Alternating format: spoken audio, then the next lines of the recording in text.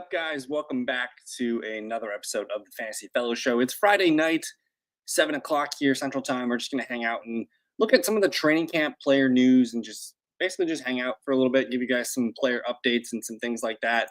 There were a few notable ones that I think we do need to talk about a little bit. So if you guys do have questions, fire them up in the chat. I will answer them as I see them come in. But I'm just looking, I'm just reading the NBC player news here, and we'll kind of scroll on down and just kind of read the news. So the first one that I'm looking at here is the Atlanta Falcons signed wide receiver DJ Chark, who we last saw him with the Chargers. We saw him with the Lions, the Jags.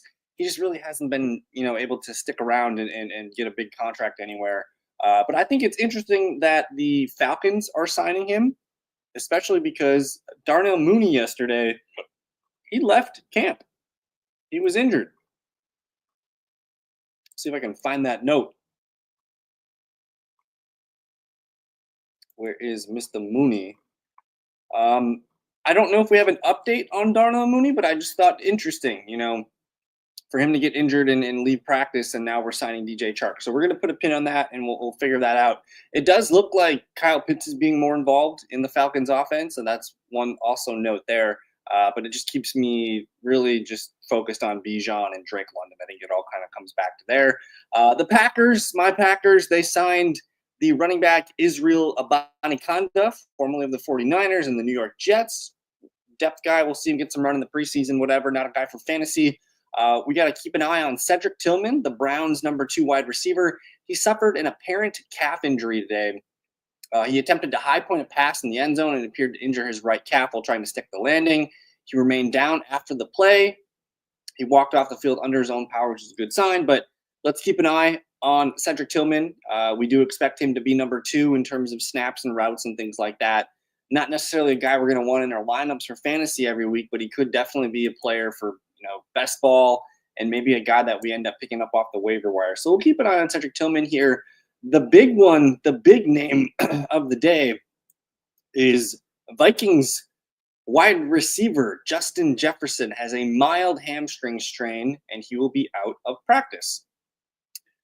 I'm reading he will be reevaluated next week. He exited practice early yesterday, citing tightness in his legs. He described the decision as precautionary.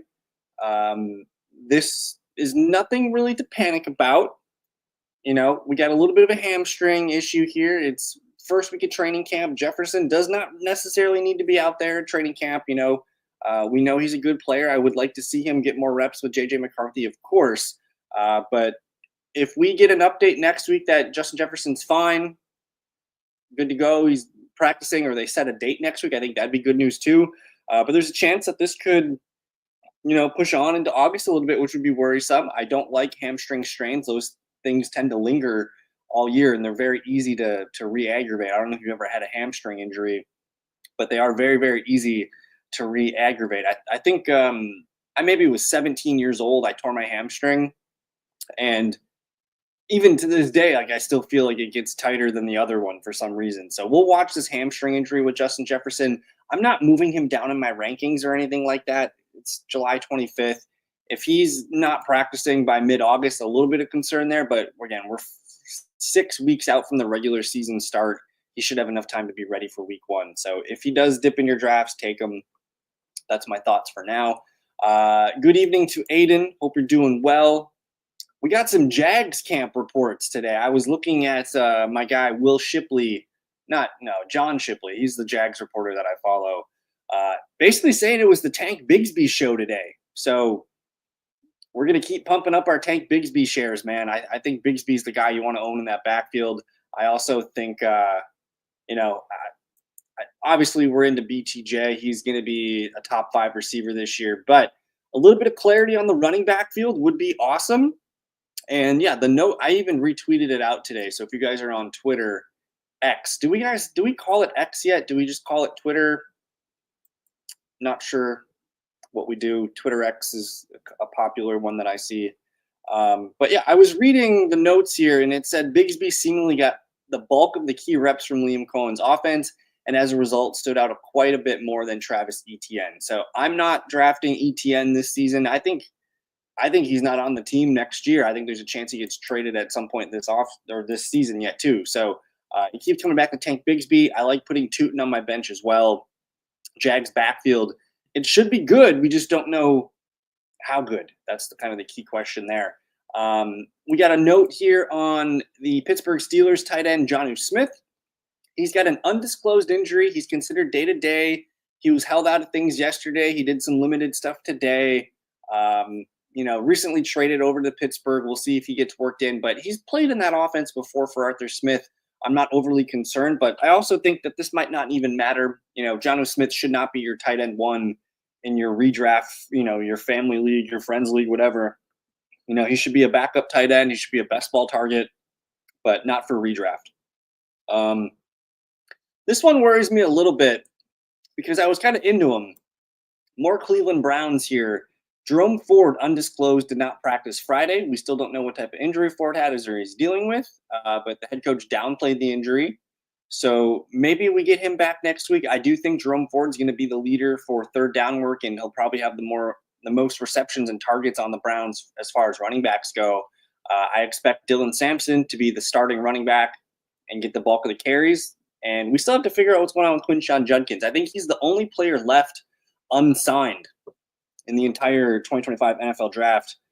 So we got to watch for that. He's got legal troubles. He's got a lot of issues going on right now. So we'll watch for Quinshon Judkins. He's got no contract, and he's got some issues to clear up. That could happen. He seems like a Dallas Cowboy to me. Travis Etienne to the Cowboys always kind of made sense. I did read reports that Travis Hunter was on the defensive side of the ball today, which was his first main day playing defense. So that's good. He continues to look good on offense from what I'm hearing so far. So I still want to keep on clicking him. I think he's the clear number 2 wide receiver for this team. And probably not a guy I want, as my starting wide receiver in my fantasy lineup, but definitely a guy that could be like my first player off the bench kind of thing. A guy that could just get better and better as the year goes on. But yeah, today was the first day where I saw him on the defensive side of the ball as his main focus. I got a note here against for the Saints here. Rashid Shaheed said he put on weight this offseason to uphold, better against contact. He weighed in at 190 pounds this year, up from about 180 last season. So that's good to note. Hopefully he doesn't lose too much of his speed. Doesn't matter. I don't know if we're all that excited to draft Rashid Shaheed. I think he's a best ball guy for sure. Redraft, though, how consistent is he going to be with the quarterbacks that are working there in New Orleans? I'm not quite entirely sure. Packers rookie Savion Williams going to miss some time with a concussion. Don't like seeing that. Buccaneers are going to give Baker Mayfield an extension. It looks coming up pretty soon. That's good to see. Noah Fant visiting the Saints. So Saints need more tight ends, I guess. Noah Fant to the Saints. I guess we'll see what happens here. This is an interesting note. This is going to be a name to file away and just keep in mind when we're watching preseason games. Because if he looks good, I'm open to this. Corey Krosky Merritt, the running back here for the Washington Commanders. He's been looking explosive. He ran a 4.5 40-yard dash. He had a decent RAS score. He should have been a drafted running back, but I think he fell to the 7th round. And the Commanders, man, we're just not super impressed with Brian Robinson. Chris Rodriguez is there. I totally thought that the Commanders are going to be drafting a round 2, 3, 4 running back here, but they don't do that. They like this Merritt guy. So just a name to follow away. Corey Krosky Merritt. I do think Austin Eckler is valuable in PPR. I'm fine with Brian Robinson, but I do want to see a running back emerge in Washington. And good evening to Ron, who bent the knee, the Bengals. I saw that he did get the signing going on. I haven't seen any of the details yet. I really don't care. It's like these young kids, man, and holding out and things like that. We just don't need to hold out. It looks like he got improved language on his contract, and he's going to be on the field. So whatever he was asking for, it looked like Stewart got what he wanted for the most part here. I'm sure both sides probably feel like they lost some. But good to see their first-round pick signing. We did get a good news report here on Justin Fields, who left yesterday on a cart. We were pretty concerned about that. Ends up dislocating a toe, and today he's back at practice. So very good news here for the New York Jets. I mean, yesterday when I see this report, I go to look up who's the Jets backups quarterbacks, and it's Tyrod Taylor and a couple other guys that we probably never want to hear about. And I was like thinking, oh my goodness, we might have to have a Jets backup quarterback move here. But good to see Fields back. I think super flex leagues, I'm definitely interested. Uh, Maybe even in a one QB league, a 12-team league, I think there's room for Justin Fields to be your guy. Uh, but let's get this behind us and start stacking some healthy days for Jay Fields. Um, a note here on Anthony Richardson.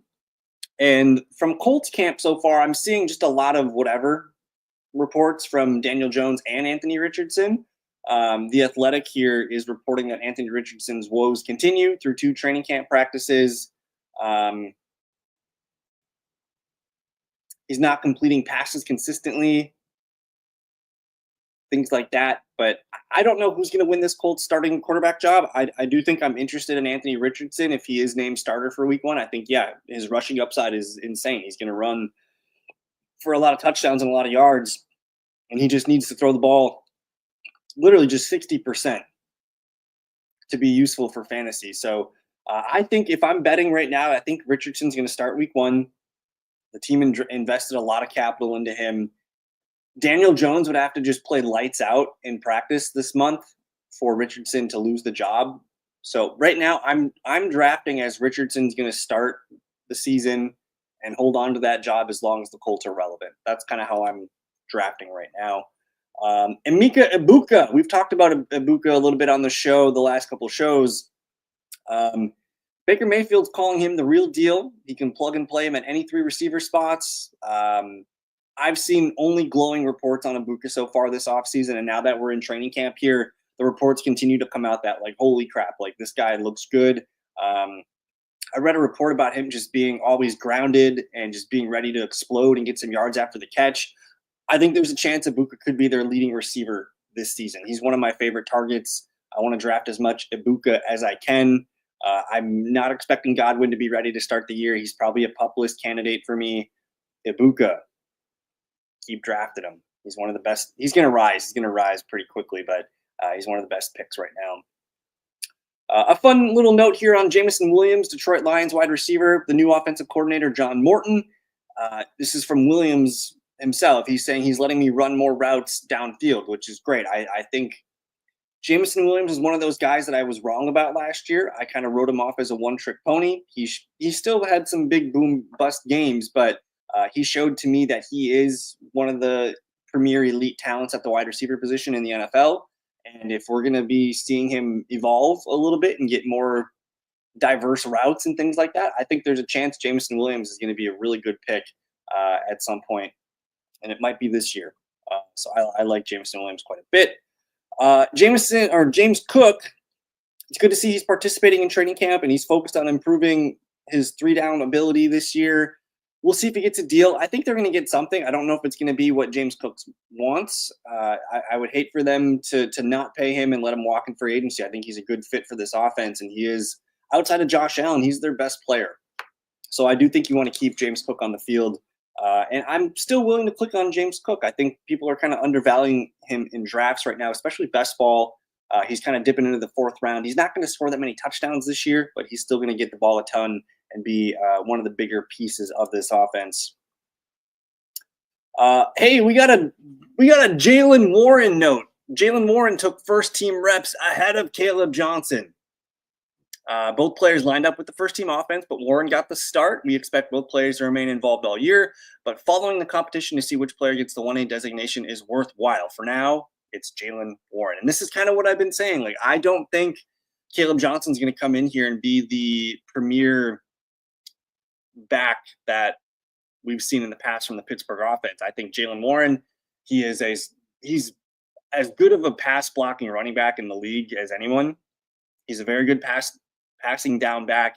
He's also a very good runner, just in general. In between the tackles, he can do all the dirty work. People consider him a little back, but he's not that little. He's like your regular-sized NFL back. And I think Caleb Johnson has some things to improve upon. I think Warren's going to be on the field a lot more than him. I've labeled Caleb Johnson as one of the worst picks in redraft for this season. I see him going way too high in best balls, and I'm just like, yeah, he could get some carries and a touchdown, but he's not going to be catching passes. I think if Warren's going to be the starter, then I'm even more excited about Jaylen Warren, and I might have to change my projections a little bit to get Warren even higher. So very excited about Jaylen Warren. We got a George Pickens cramp deal he was dealing with on Thursday. I saw him practice today, so that should be fine. Luther Burden day-to-day for the Bears with a hamstring, so we got to watch that. I don't like seeing these hamstrings. Pickens with a leg cramp is okay. I don't want to see tight hammies here in the hot summer. I want to see these guys practicing and getting on the field. This was an interesting note here. Kyle Pitts for the Falcons, he's been mostly working with the wide receivers so far in practice. So we'll keep an eye on that one. If he's still a tight end and he's doing wide receiver stuff, that could be kind of fun. I do think this might be the year that Pitts, he's never going to be what we thought he was going to be, but I do think he's useful at some point soon here. So I do Pitts. Good news for Ricky Pearsall, who's had the hamstring thing as well. It sounds like he's going to be practicing this weekend. It sounds like Sunday he'll be on the field for the first time. So 49ers are in trouble, man. Brandon Ayuk's not ready yet. Juwan Jennings is practicing, which is good. He did request a trade or a new deal, but we want to see Ricky Pearsall out there and competing for targets. Interesting note here, the Cowboys wide receiver return specialist, all-pro return specialist, KaVontae Turpin. The note is he is all over the field. In training camp, he's getting reps at running back, which is interesting. They're going to mix in Javonte Williams, Miles Sanders, Jaden Blue, and Phil Maffa there from Clemson. I think it's going to be kind of frustrating for the Cowboys running game this year. I still think it's probably Javonte Williams that I would want out of anybody just because they signed him pretty quickly. I think he's going to get the most touches in this offense. So he's probably the guy that I'm looking for the most. But as of right now, we don't have any clear focal point on the Cowboys running game. So we'll get some more hopefully soon for you guys. But I just wanted to sign in here and give you guys a quick training camp report. I hope this was of use.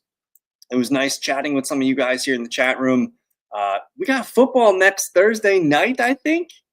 It's just preseason, man. I'm excited. We got a lot to learn about a lot of these players and how things are going to fit into the season. But for now, enjoy the rest of your Friday night and weekend. We'll see you guys live on Wednesday night. Check out thefantasyfellowship.com. I just updated my redraft rankings. Projections are going to probably get updated tomorrow or Sunday. Just a lot of good stuff on there. Check that out. And yeah, Ron, the Jaden Blue rumors, maybe it's a good thing, though. Maybe they got to light a little fire underneath him.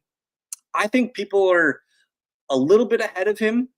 He's not an every down back, I think, at this level. He's a guy that you want to get some manufactured touches to, and I kind of view him as like a Keaton Mitchell. Remember when Keaton Mitchell was coming on in his rookie year? A guy that can get 8 to 10 touches per game. I don't know if he's a feature back.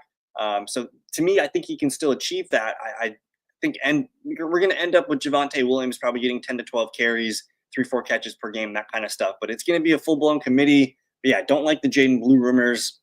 But we'll continue to monitor the Jags, the Cowboys. There's a couple other backfields we got to keep an eye on. But again, have a good night, guys. Have a good weekend. We'll see you soon. Peace. Got me feeling icy.